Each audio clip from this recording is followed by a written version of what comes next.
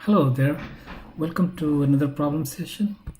So far we have been doing electrics circuits in which there are only resistors. Today we are going to do electric circuits in which you have capacitor also. So this is not as current is not steady in this situation when capacitor is charging or discharging. Then the current changes with time, and we will see this in play here. So there are two circuits here. You can see that between t equal to 0 and t equals to 10 seconds, the current only flowing in this part, and then after 10 seconds this switch is taken off. Then this resistor and this battery become not participating, and at 11 seconds onward we have this circuit. So this is the charging circuit, this is the charging, and this will call discharging circuit, and just placed in one place. Sometimes you have separately questions about them separately. Okay, so how are we gonna deal with it? Okay, let's see just the charging circuit. So this is t less than equal to 10 seconds. Circuit looks like this,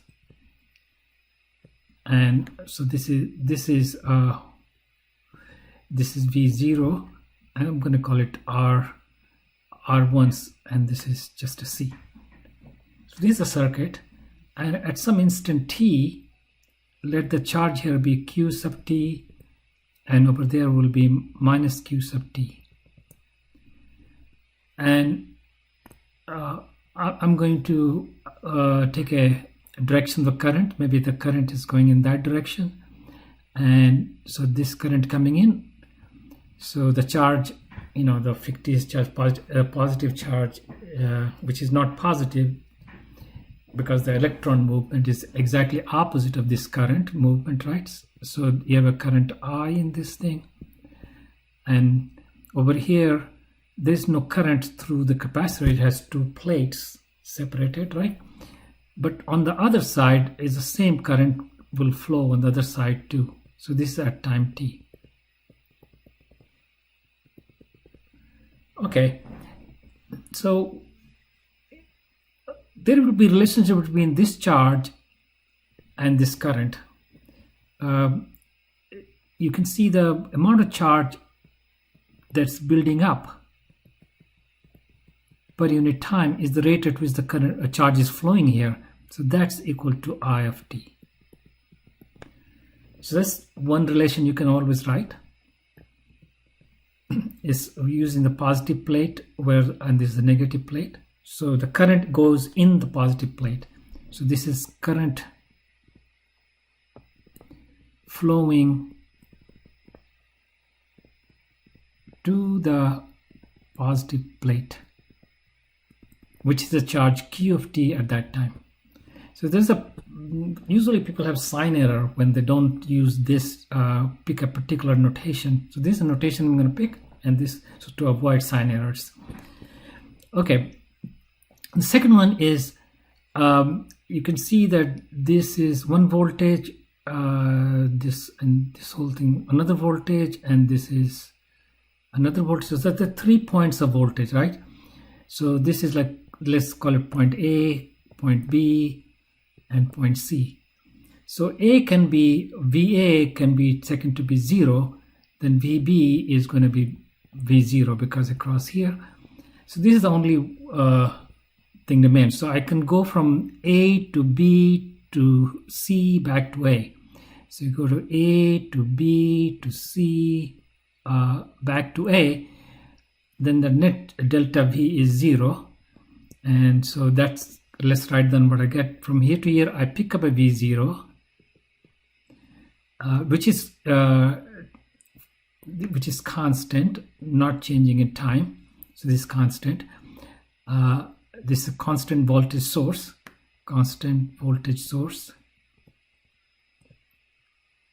such as a battery. And this R1, when I go in this direction of the current, then there will be a drop in voltage, right? Minus I R1. And then this side is higher voltage than this side. And if the charge is Q and capacitance C, so this is going to be 1 over C times Q equal to 0. I go all the way around.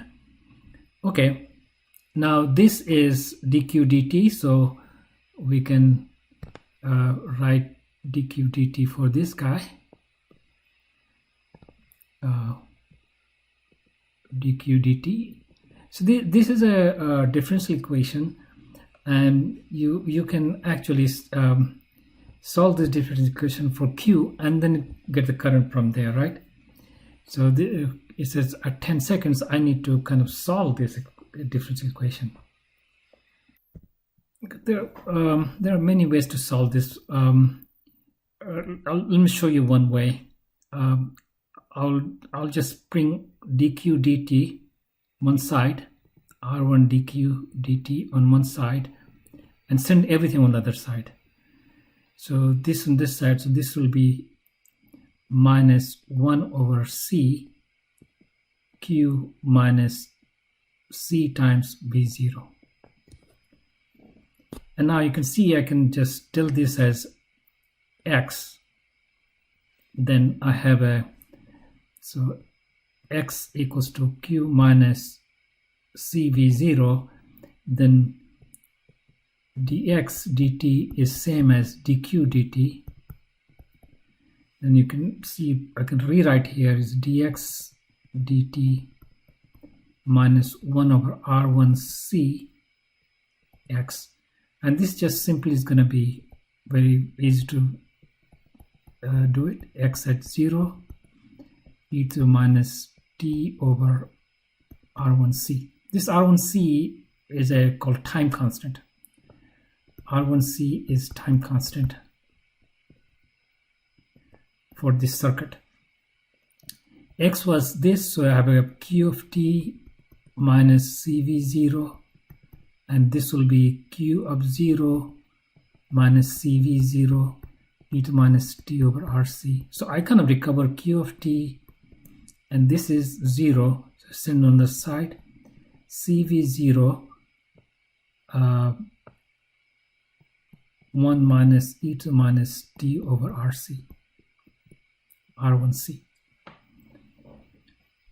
So sometimes we use the letter tau 1 for it to just denote the time constant, just tau. So that's the answer, right?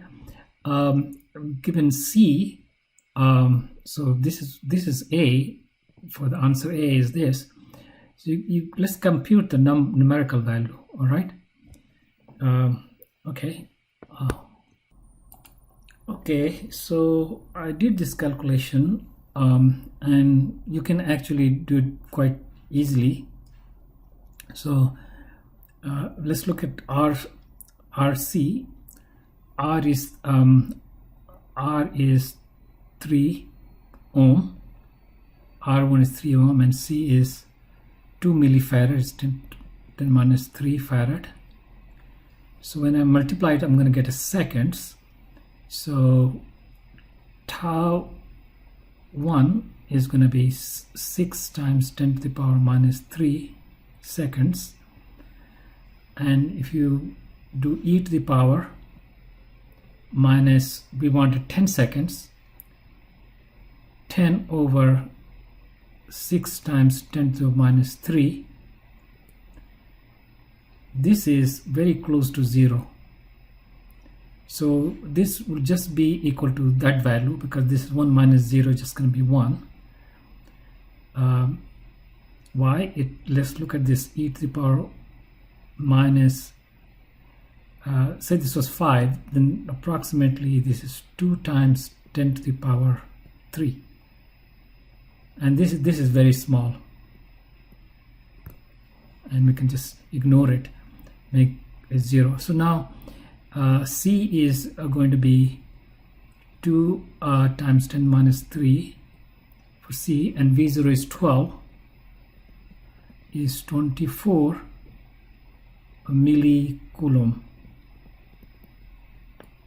or 0.024 coulomb. So that's going to be the answer for that.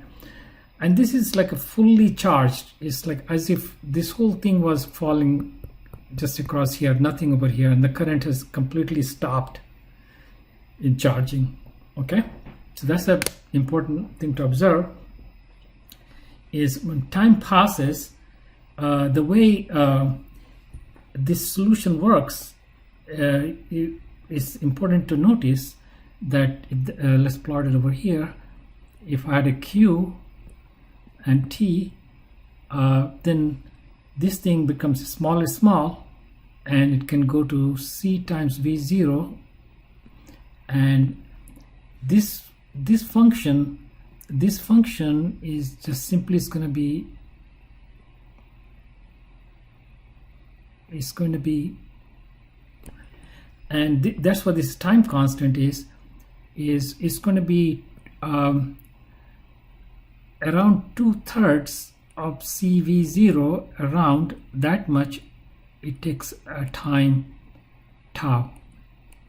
That's tau1 RC, or R1C. So this is the curve, and we say that you pretty much fully charged. Of course, there's more that's still to go when you have around 2/3 charge, which is like 1 minus 1 over E.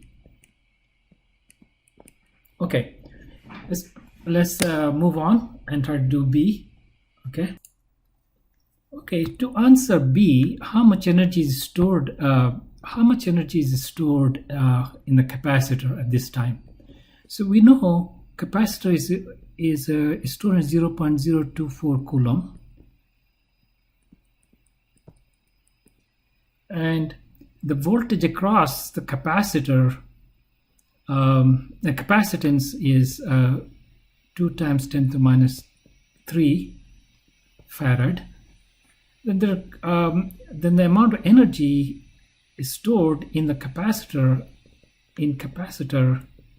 will be half Q times the voltage across it, Q times to delta V across the capacitor, and this is basically half Q, because we already know Q.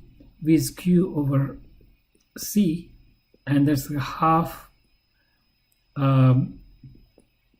Q square over C. So now we just need to put the numbers now, and so that's going to be half, and C is 2 times 10 to the minus 3, and this is 24 squared times 10 minus 3 times 10 minus 3.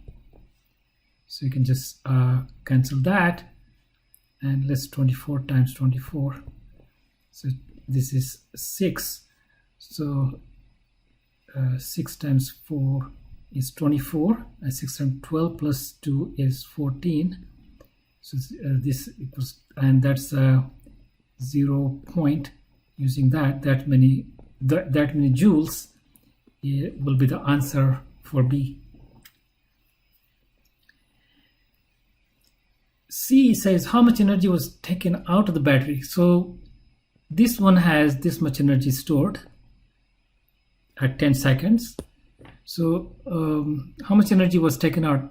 And it is wrong to say that this much energy must have come out of there, because while charging, it was going, the current was going through this resistor, right? This resistor, and this resistor is going to heat up and dissipate current, dissipate some energy. So this is not all the energy that was actually used up by the battery, and let's try to work that out.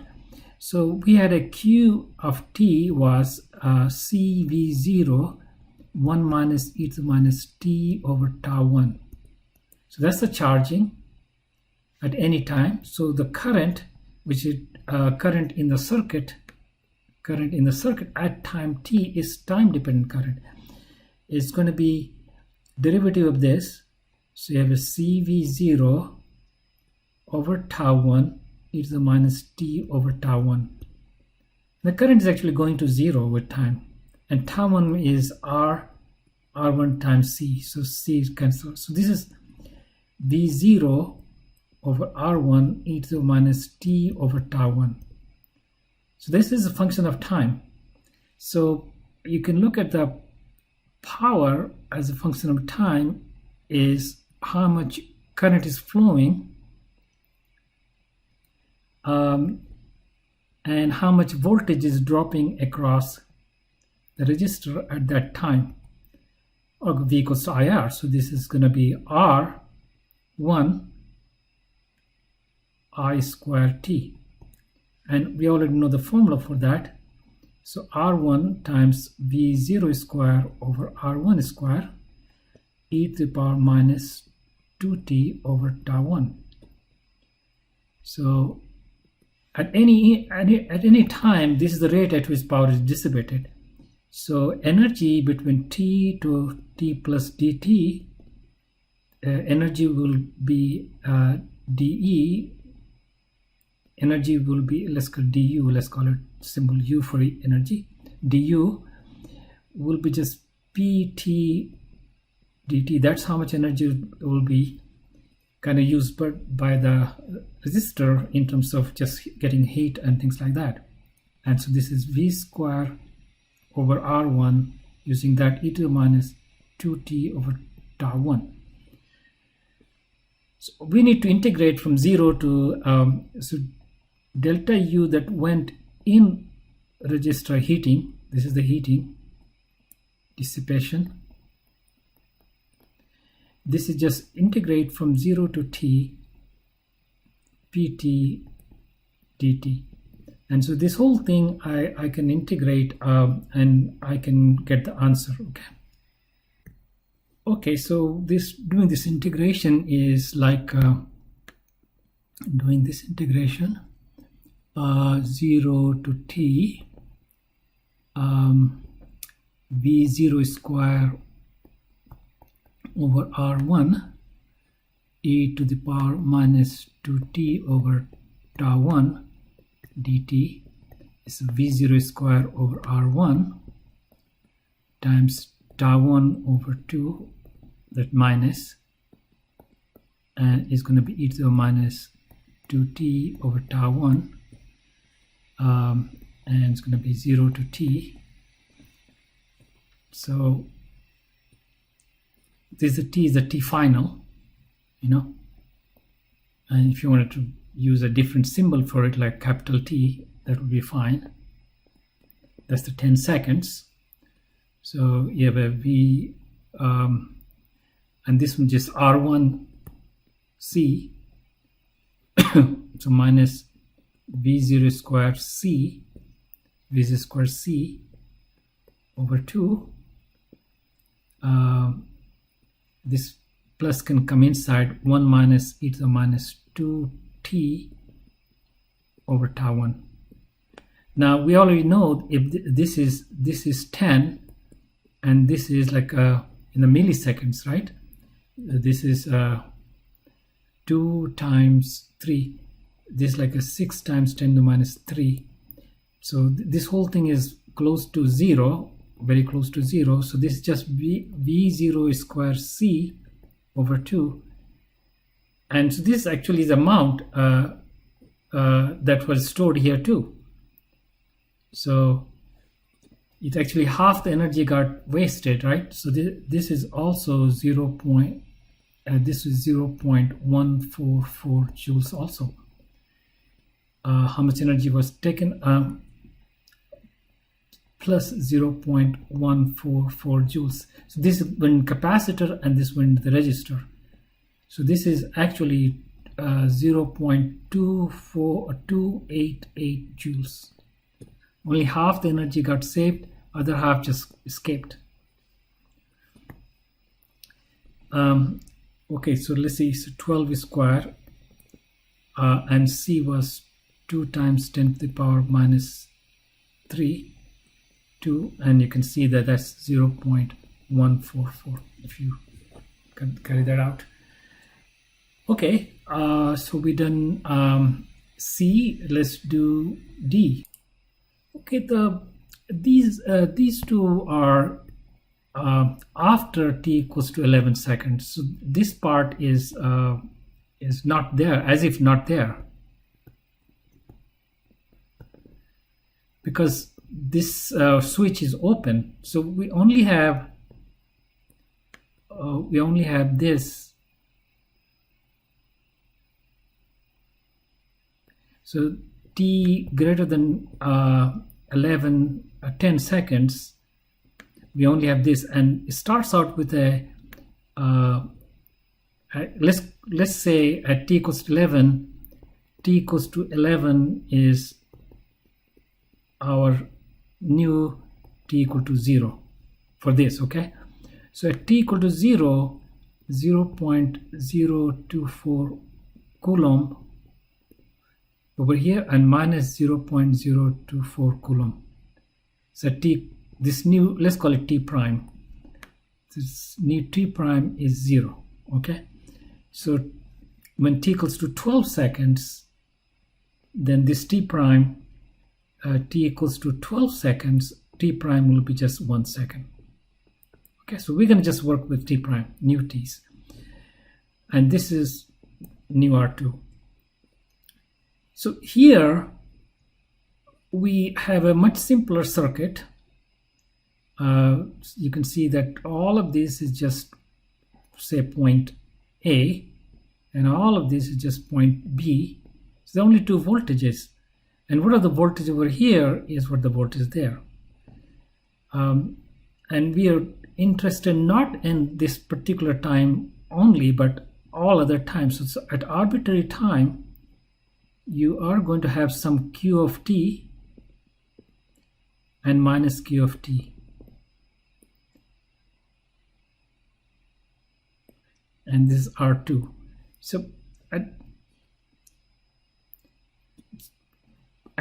this time, you can see this positive, so the current will be flowing this way, and it's the same current flow here, and the relationship now, this current is actually not going into the plate, so this I of t is minus dq dt, right? Okay, this is decreasing, q is decreasing, and so it's like dq dt is negative.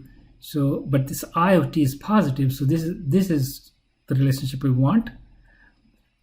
And if I go from any point here, I go in this circle, then I go here, and then I drop here, right? So it's kind of increases 1 over c, the same c, whatever it is at that instant.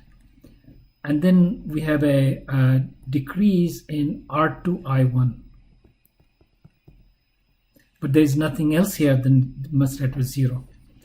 And this one, this with that becomes a plus dq over dt. So you can you can see that dq dt, this is much easier to solve here. dq dt is minus R2C qt, and it's very easy to, this is discharging capacitor, so discharging circuit. So q of t is whatever q at 0 e to the minus t over R2C. Now we have a different time constants. Let's call this tau 2. Tau 2 is R2C here. Okay. So it's asking current flow through the bulb. So current is basically, I need to take a time derivative of this, dq dt. So I of t is equal to minus, I of t equals to minus, using that, dq dt. And so this whole thing is going to be minus q of 0 over R2C is minus t over R2C. Okay, let's put the numerical values. Numerical values will be for D, I'm gonna have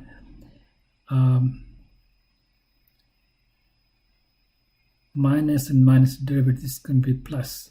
When I took the derivative, this one, the minus came down. Q0 was 0.024.